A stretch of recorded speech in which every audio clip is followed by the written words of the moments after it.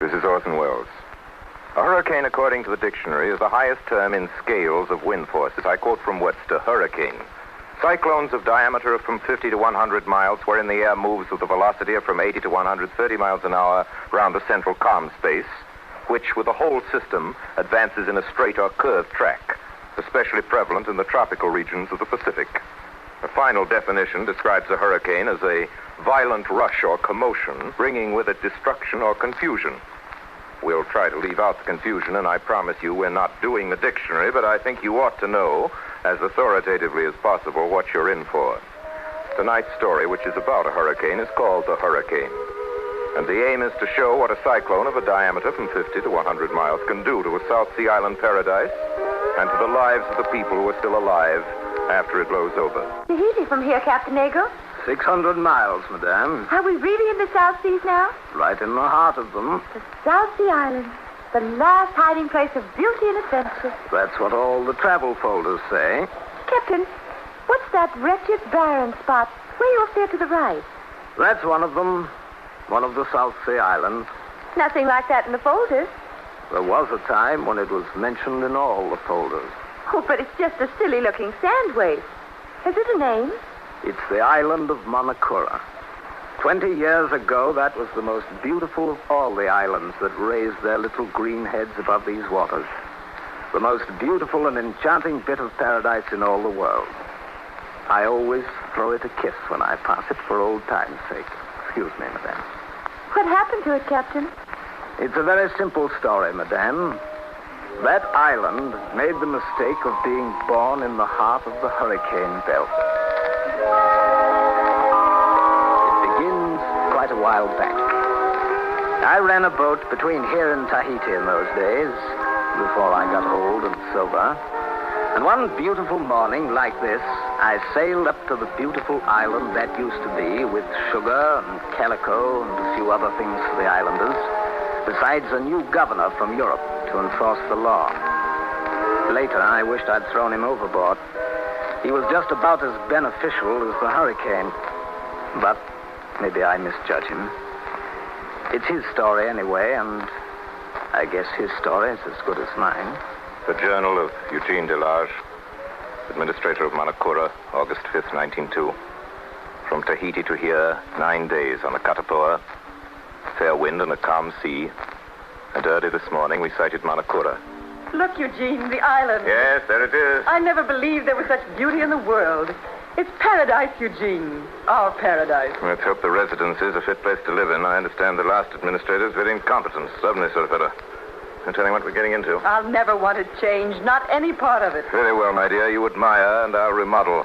Natives are probably lazy and dirty and immoral. I've understood from other governors that these South Sea people are utterly lawless. Oh, that depends, Your Excellency. Oh, hello, Captain. Good morning, Madame Beg your pardon, Captain? It depends, Your Excellency, largely on how you treat these people. Take my mate Tarangi, for instance. I'll match him against any sailor in the Pacific. How's the wind, Tarangi? Holding? Holding, Captain. It has to hold if I say so. I'd as soon sail without canvas as I would without Tarangi. Captain, canoes coming. Coming aboard. What's that?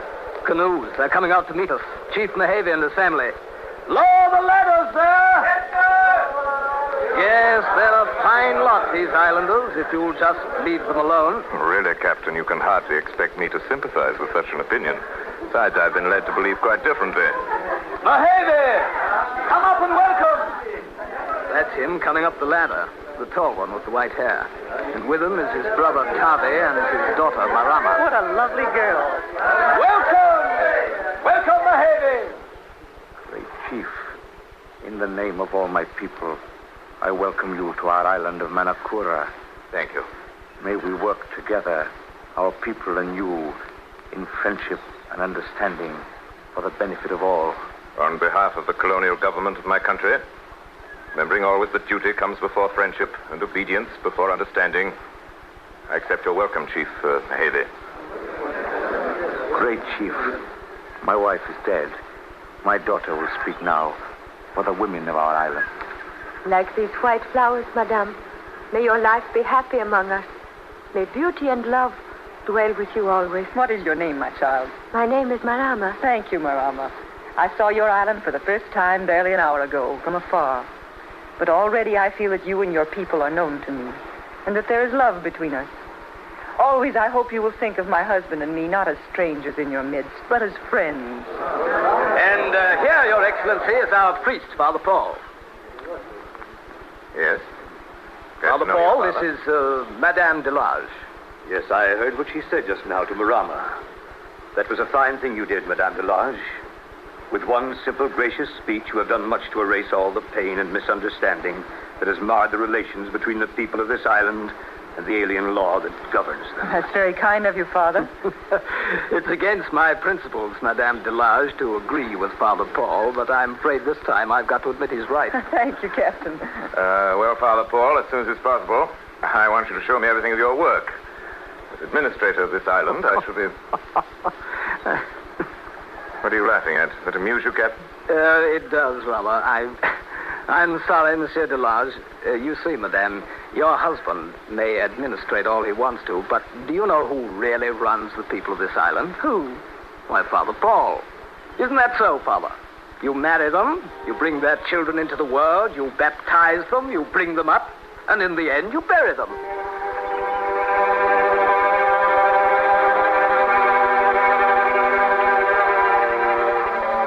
This boy has stolen a canoe. Stealing is against the law. There's a penalty for breaking the law. He's therefore sentenced to 30 days' punishment.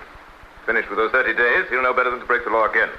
Great Chief. You've heard the sentence, Chief Maybe. That's a harsh sentence, Your Excellency. My concern, Father Paul. But after all, Your Excellency... No use your pleading for this fellow, Father. I don't interfere with your work, which is religion. Please don't interfere with mine, which is justice. Chief Maybe, this man is sentenced to 30 days' hard labor on the coral reef. See that sentence is executed. March 17th. Over the length and breadth of the island this week, all thought of work is forgotten. Captain Nagel's mate Tarangi and Mahavi's daughter, Marama, are to be married. A great feast has been spread in the clearing in front of the residences. There's laughter and music everywhere. Men and women both are decorated with great wreaths of white flowers, and there is dancing every night, March 19th. Incident occurred today which has disturbed me profoundly. For my wife's sake, I've ignored it. I'm not sure, however, that I've acted wisely in doing so.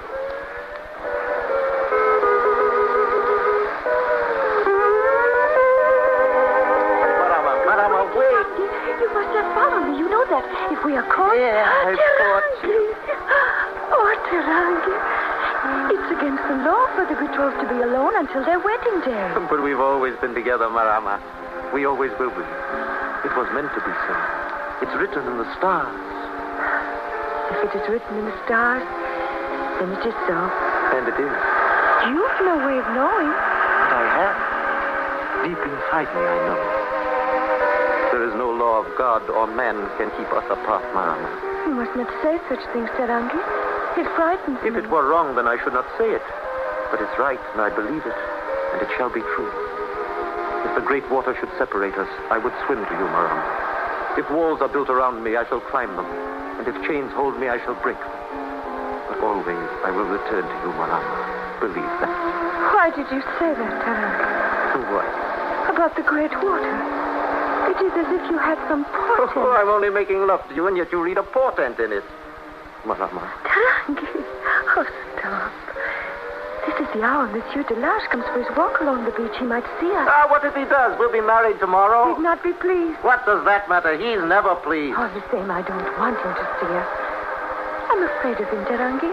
He walks so stiff and straight and looks so stern as if he always expected to catch us in some wrong. Oh, I'm glad I'm not going to be his wife. With a husband like that, Tarangi, a girl would never laugh and smile. But you're not marrying Monsieur Delage, Marama. You're marrying me. And with me you can laugh and smile and make love. And after we're married, Marama. I stood still in the long grass by the edge of the beach and heard them. I heard every word they said about me until they moved away. After they had gone, I stood there quietly for a long time, looking out over the lagoon. Why do these people feel about me as they do? I've tried to be just and honest and fair. I've been as friendly with them as my position and my responsibility will permit. I've done my work here well. I've upheld the law to the letter. That's what I was sent here to do. And I've done it. What more could I do?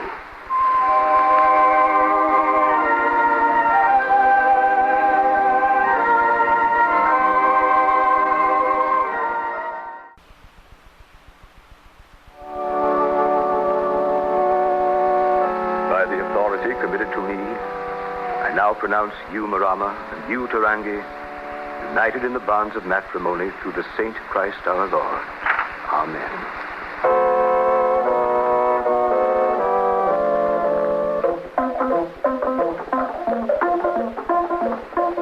Listen to that, Delage. That's music. Oh, come on out and watch them dancing. Forget that stiff-necked government of yours for a night. You'll permit me to remind you, Captain Nagel, that as representative of that stiff-necked government. I've seen quite enough of these marriage festivities, and I should say that you had too, Captain. Me? Me? Well, then they've just begun. Well, good night. Didn't mean to offend you, Delage. Sorry you both won't join me. Good night, madame. Good night, Captain. I'm afraid that sometimes the captain is overly fond of his cognac. I'm sure he didn't mean to offend you, Eugene. It was nice of you to join the wedding party even for that little while. It made them happy. It wasn't so hard, was it? I don't know that my government would have approved, but there's no harm done, I guess. No harm done, Eugene. And a great deal of good. If you'd only try and understand these people, Eugene, they're not like us. Why don't you let me help you to see them? Not through the eyes of your bureaus and your official reports. How else should I see them? Through my eyes, as you did for a little while this afternoon, during that marriage. So you were pleased with me this afternoon? I felt nearer to you then, Eugene, than I've been for many months. Thank you, my dear. I think that's the one thing I couldn't bear. Whatever happens, that we should ever drift apart. Either in our minds or in our hearts.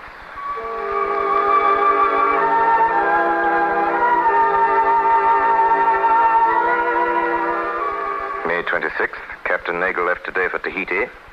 All night they were loading. When they sailed, the Caterpillar carried the biggest shipment in the history of the island. There were 100 tons of copra. I think I may be permitted a not unreasonable pride in the reports I've sent in with him. Colonial government.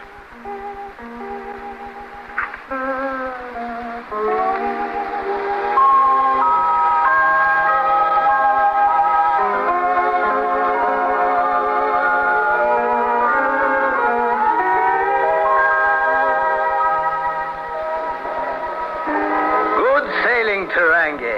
12 days from the islands to Tahiti. Well, you can go ashore if you like. We won't be unloaded till morning. We'll start for home at the tide. Thank you, Captain Nagel. I want to get a present for Marama here in Tahiti to make her happy. Well, you go along then. I'll meet you at 6 at the bar. We'll come aboard together. Yes, Captain. Thank you, Captain.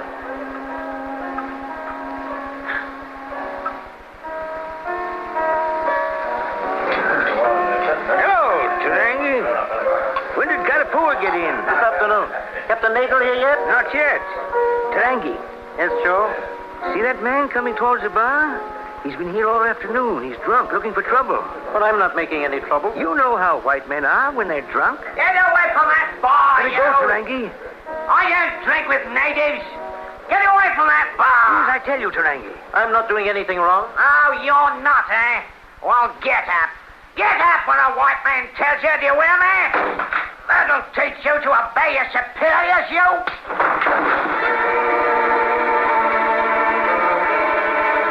But, Your Honor, 6 months. Captain Nagel, you heard the verdict of the court. A native hit a white man and hit him too hard. Not hard enough, sir. The man was molesting him. The sentence is unjust, Your Honor, and you know it. Court has passed sentence, Captain Nagel. 6 months. The sentence will stand. But I sail in the morning. Is there nothing you can do? There is nothing I can do. You mean there's nothing you will do? That's right. Good day, Captain Nagel.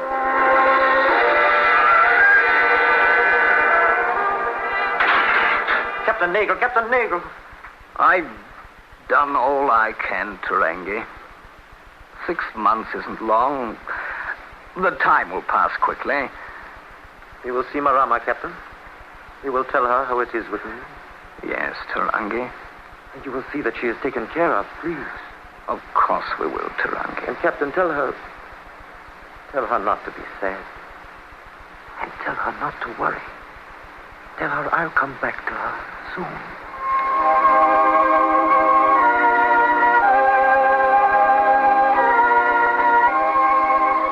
But, Eugene, it sounds so unjust. Politics and red tape, that's all it is.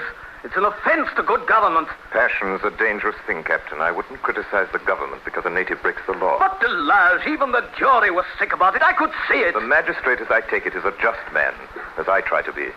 You'll see that no unfair punishment is inflicted. Unfair punishment? If I may remind you, Nagel, I don't choose to listen to criticism of my fellow administrators.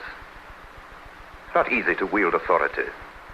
The man who allows sentiment to warp his judgment fails in his duty. Something you perhaps can't understand. That's not. Sometimes I think perhaps I've been too lenient here. I wouldn't worry about that, Delage. Thank you for that assurance, Captain. Eugene. Gentlemen, it isn't worth quarreling about. 6 months isn't forever. Why, first thing you know, Captain, you'll be bringing Tarangi back in time to see me bring his child into the world. Child? Yes, Eugene. I didn't know. But that doesn't affect the case. Eugene. Germaine, there are things that concern me alone. I must ask you in the future to leave the administration of this island to me. Trust you won't think it necessary to speak to you again. Sorry. Now, gentlemen, if you'll excuse me, I have work to do. We shall expect you at the residency dinner.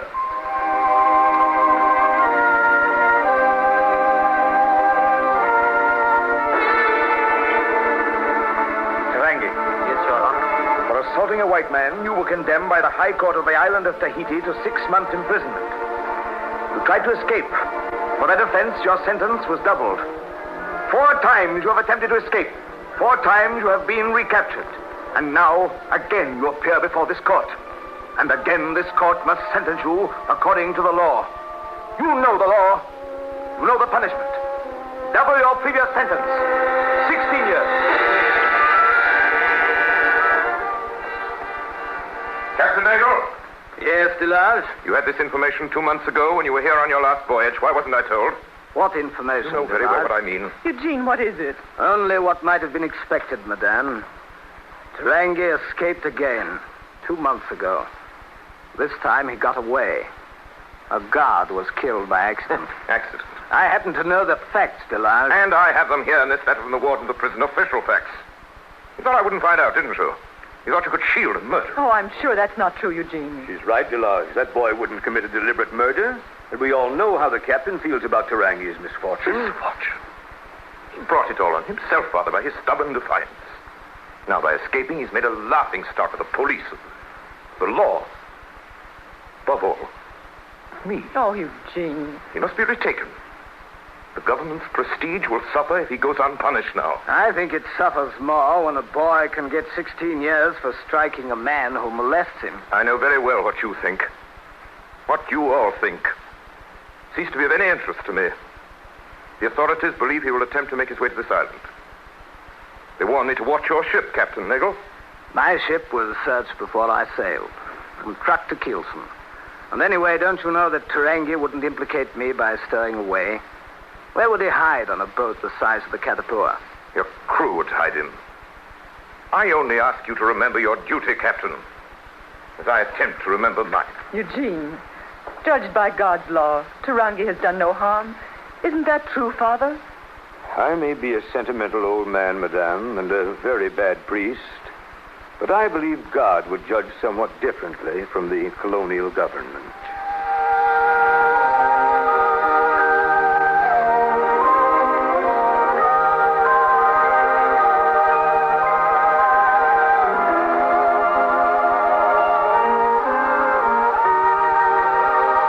You are listening to Orson Welles in the Campbell Playhouse presentation of The Hurricane with Mary Astor. This is the Columbia Broadcasting System.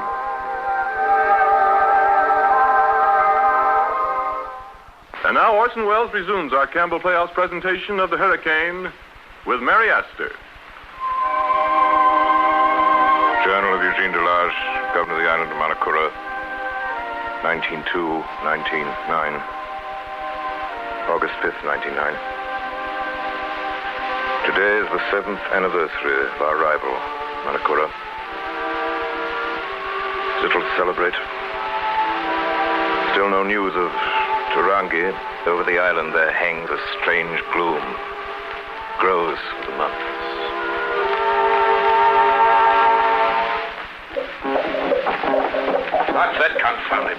I don't know, Eugene. It sounds very gay. It's months since they played like that. Why? Why?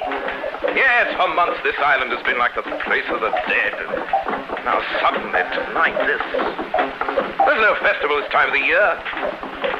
I'm going to find out. What are you going to do? I'm going to find out what it is.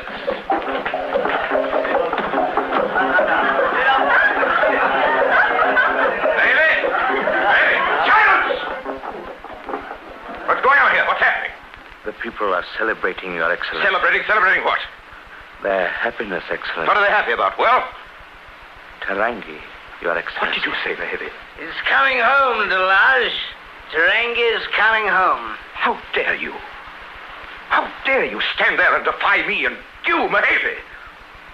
Where did you hear this? Who brought the news? I can tell you that, Delage. Well, Captain Nagel? The drums have brought the news. 600 miles from Tahiti. The birds have brought it. You hear the wind blowing?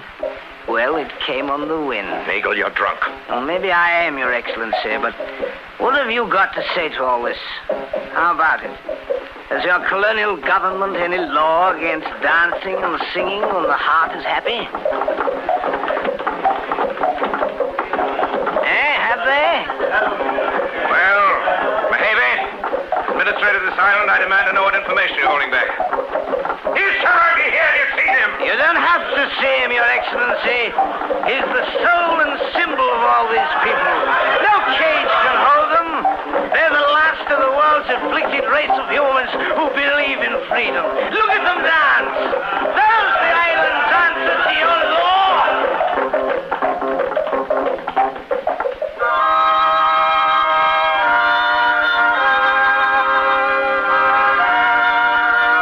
August 11th. No word of Tarangi, no sign of him, yet I'm sure these people are right that he's near.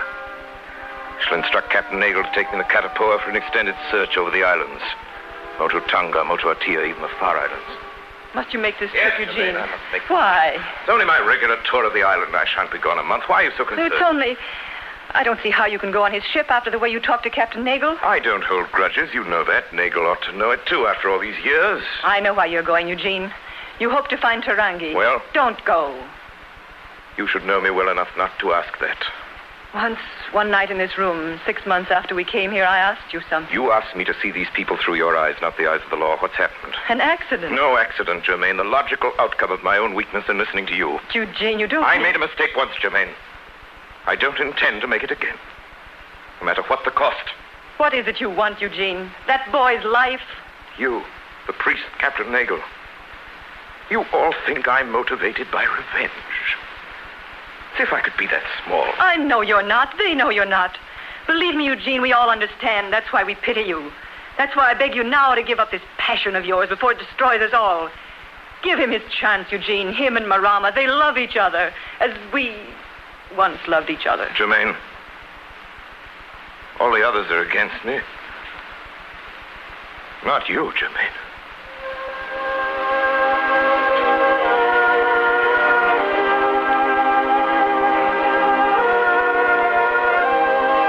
August 12th, the search for Tarangi has begun. Katapoa is well out of the lagoon now and in full sail. A while back we passed Father Paul, the native boy, Mako, making their weekly fishing trip in their little yawl. Strange, enviable man, Father Paul. The simple life he leads. His work and his play are one. And in them he finds such peace. I envy him that peace.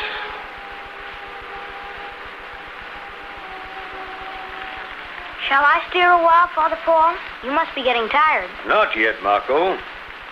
Soon it will be time for supper, then you may take the tiller.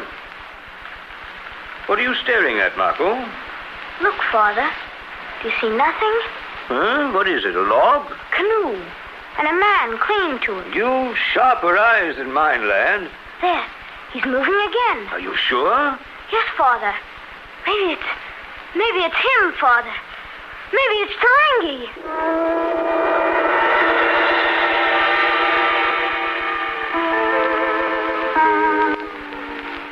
How long were you in the water, Tarangi, hanging to the canoe? 2 days.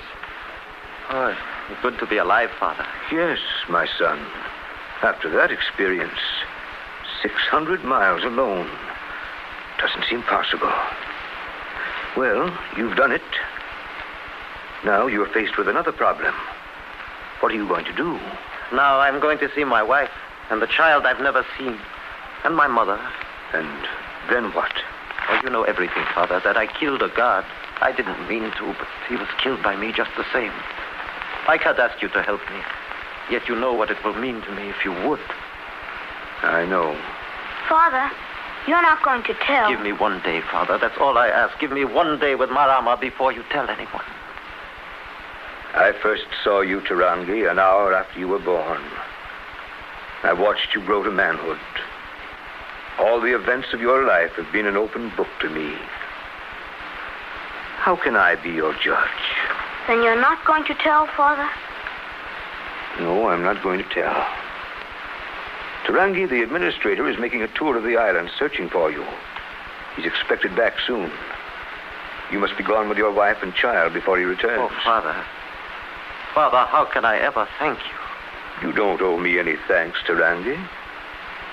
This is just between me and somebody else. What? Oh, Marama. I had forgotten I would wake and find you beside me. And if I just reached out my hand, I would find yours. It's so good. Tarangi, you must get up. My father, Mehevi, is here. He's outside waiting for us. Mehevi. Greetings, Tarangi. Father, my son. I waited as long as I dared before I came to you. You must be gone before the administrator returns. But where to? To the Forbidden Island, to Whenua Ino. Whenua Ino?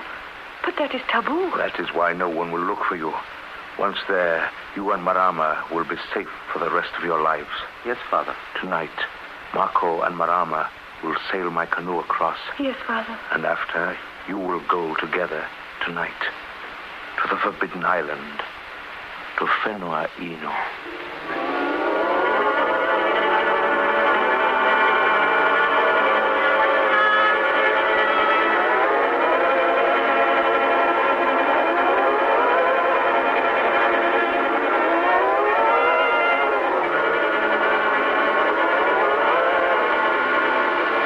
August 19th.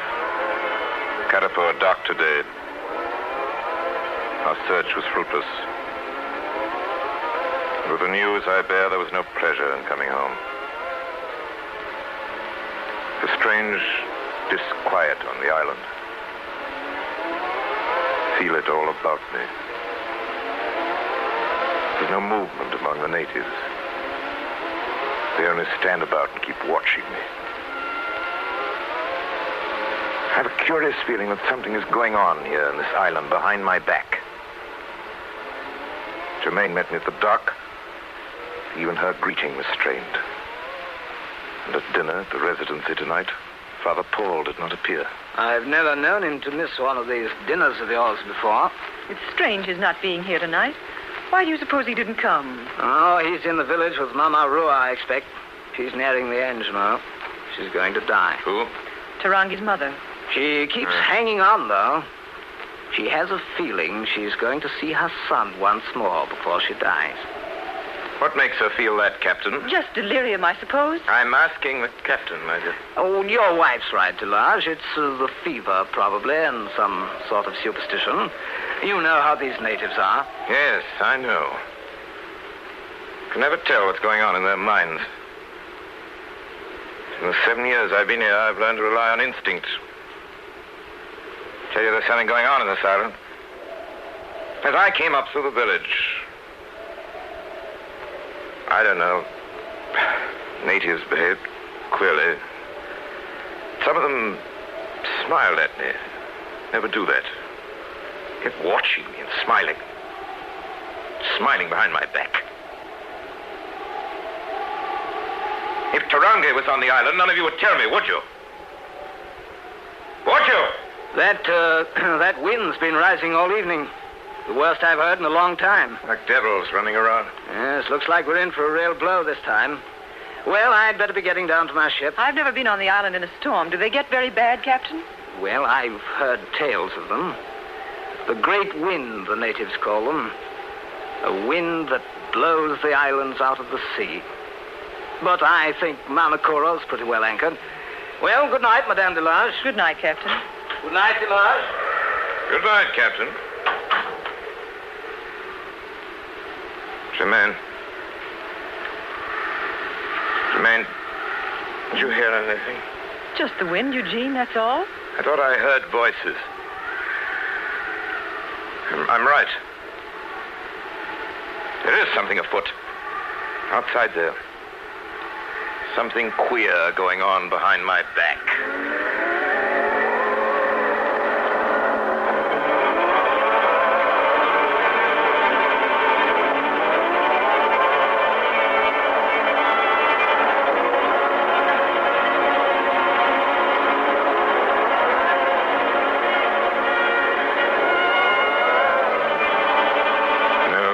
Tonight. Shutters rattle. The wind whines with a maddening insistence. The moonlight streaming through the window makes fantastic patterns on the wall.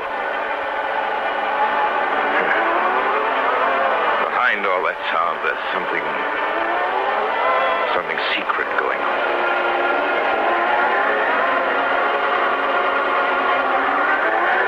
I can't sleep. And I can't bear to be indoors. Perhaps if I go out into the air, onto the open beach.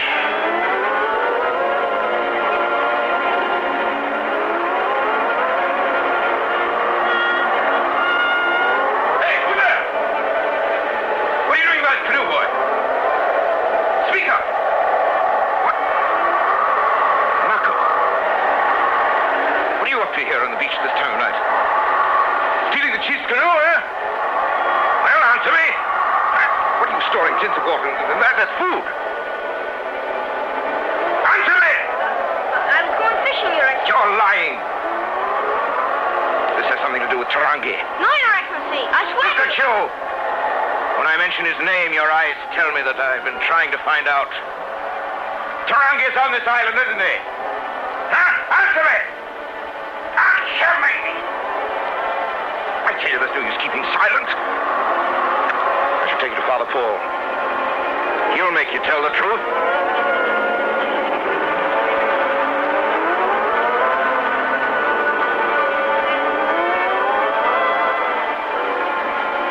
Father Paul, I didn't tell. I didn't tell. See, Father Paul, this boy is guilty. That canoe was for Tarangi. Tarangi is here. Nagel deceived me, smuggled him in right under my eyes. That's not true, Delage. Captain Nagel knows nothing about it. Huh?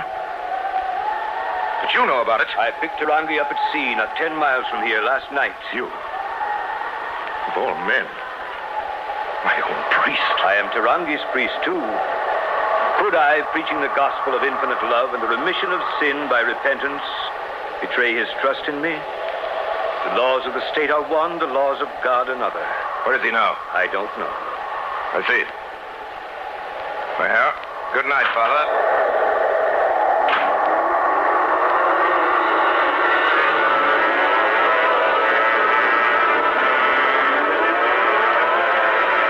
Captain Nagel?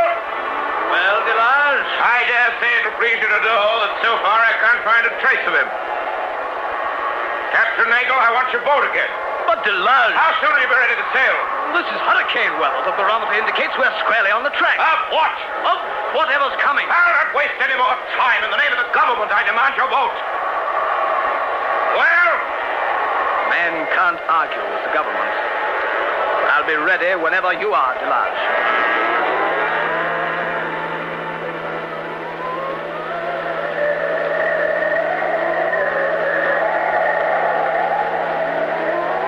On board the Catapoa, waiting the arrival of Captain Nagel, giving last orders to his crew.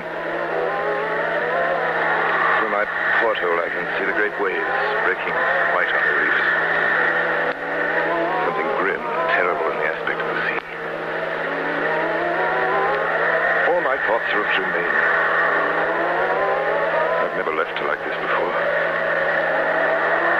It troubles me.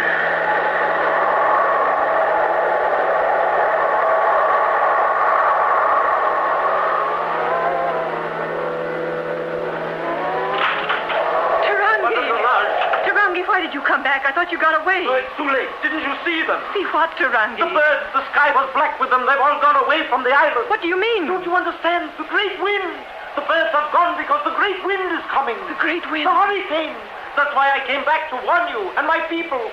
Run, seek shelter, or this will go, this house too, the whole island. You must find shelter. Hurry!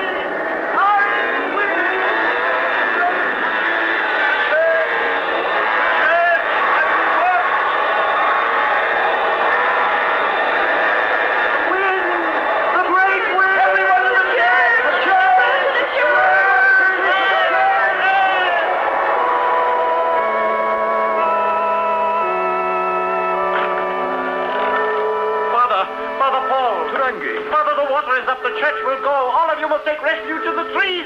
In the trees! My children, I only know that God sees us, that my place is here in my church. But those who want to take refuge in the trees must leave now at Tarangi before it's too late. Madame Delage, you must come with me. Hold on to me, hold tight. We'll get through somehow. Tarangi. May God bless and save you all.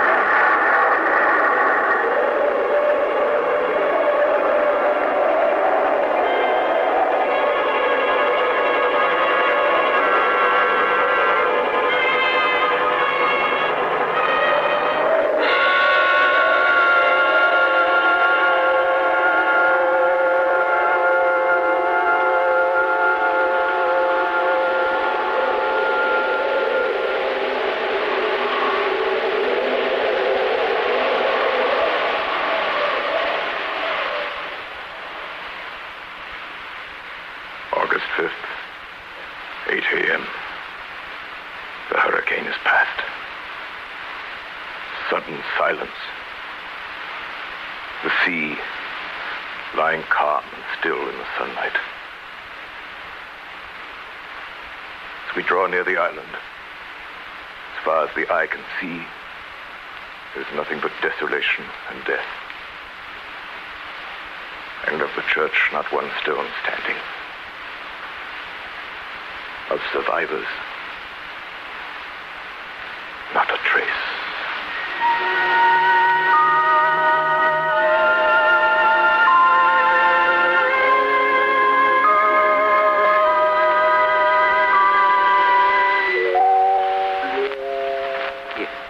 Here, Madame Delage. Drink this water. You all right? Yes, Tarangi. And you and Tita and Marama, we are all together, Madame. Before long, they will find us. But who? Surely there's no one left. I saw Captain Nagel's schooner pass, way off, before we were washed on shore. Eugene. They will find us before long. Then they will take you again, Tarangi. Oh, no, Marama, no. Tarangi, it isn't far to your island, your refuge. You've got a canoe. Why don't you go? We cannot leave you, Madame Delage, not until they come. You must leave at once in the canoe. Once you're out of sight, you're safe. Tarangi, I beg you, please go at once. We shall do as you say, Madame.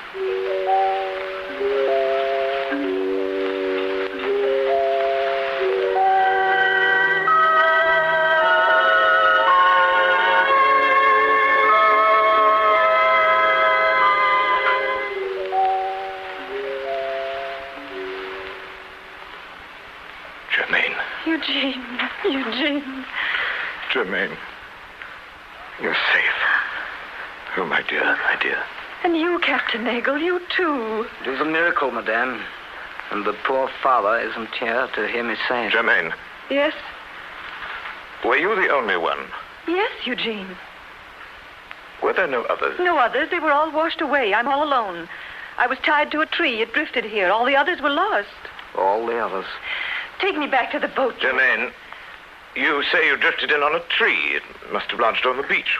Where is it? On the other side of the island. Take me back to the boat, Eugene. I have to report everything. I have to have a look at that tree. Eugene, don't leave me. I'm afraid. Yes? Look, footprints on the sand. Footprints? A man, a woman, and a child. There are footprints across the island. Down to the water. Eugene, please don't go. Don't leave me. I'm only going to the top of the hill, my dear. It's a few yards. Please, come back. There's nothing to see. One moment, Jeanette. Was it Tarangi? Yes, and Marama and the child. You'll see them from that hill. He can't help it. Eugene, please come back. I'm coming offshore. The water, something dark. It's moving. It's a canoe. There are three figures in it. Oh, it's nothing. I saw it. Eugene, it's nothing. It's only a floating log. Eugene, now that you've seen... Eugene, you can tell now, can't you, that it's only a floating log? Yes, Jeanette. Let's go back to the ship. It's nothing. It's only a floating log.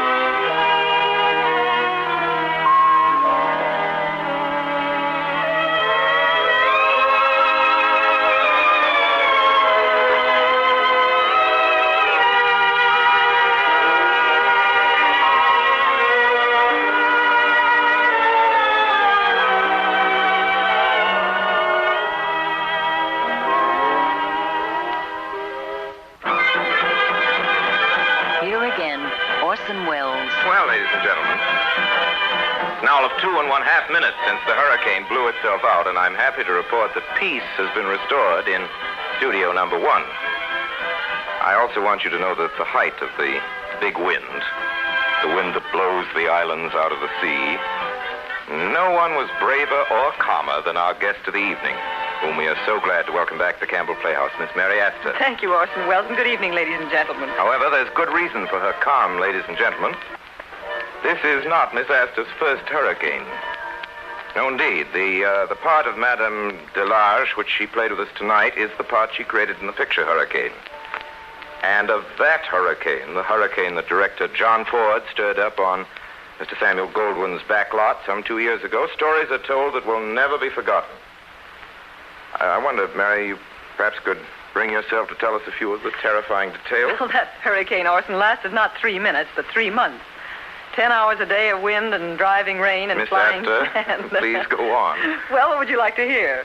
About the time I was submerged for 90 seconds in 8 feet of water, or the time I fell 30 feet out of a tree? The tree sounds great. Tell us about that. Well, if you remember just now in our story, Tarangi lashed me to the branch of a great tree. The tree was carried out to sea, and I survived. Correct. Well, in the picture, that branch was about 30 feet off the ground. When the waves hit the tree, that branch broke suddenly and started, with me on it, head down towards the concrete floor 30 feet below. What happened then? I just went sailing down. It was a fine sight. Most convincing, everybody said. Yes, but... The cameras went on right on grinding. Director Jack Ford chewed up 2 handkerchiefs, and everybody was delighted. But what happened to you, Mary? Oh, me? Well, luckily, studio trees are partially made of wires, and those wires kept me from falling completely. After a while, some of the crew came over and cut me free with pliers and things. But nobody worried very much because by that time there were 5 or 6 people drowning in the tidal wave in front of the church. Thank you very much, Miss Mary Astor. Thank you very much. Ladies and gentlemen, after that, I think you will all agree with me that we are very, very lucky to have Miss Astor with us here tonight. And I assure you, I'm very, very glad to be here. Good night, Orson. Good night, Mary, and please visit us very soon again. In tonight's Campbell Playhouse production of Hurricane, Orson Welles played the part of Eugene Delarge. Germaine Delarge was played by Mary Astor. Father Paul was played by Ray Collins. Everett Sloan was Captain Nago. Edgar Barrier, Tarangi, and B. Benaderet, Marama. The part of Mako was played by Eric Burtis. Music for the Campbell Playhouse is arranged, conducted, and in part composed by Bernard Herrmann.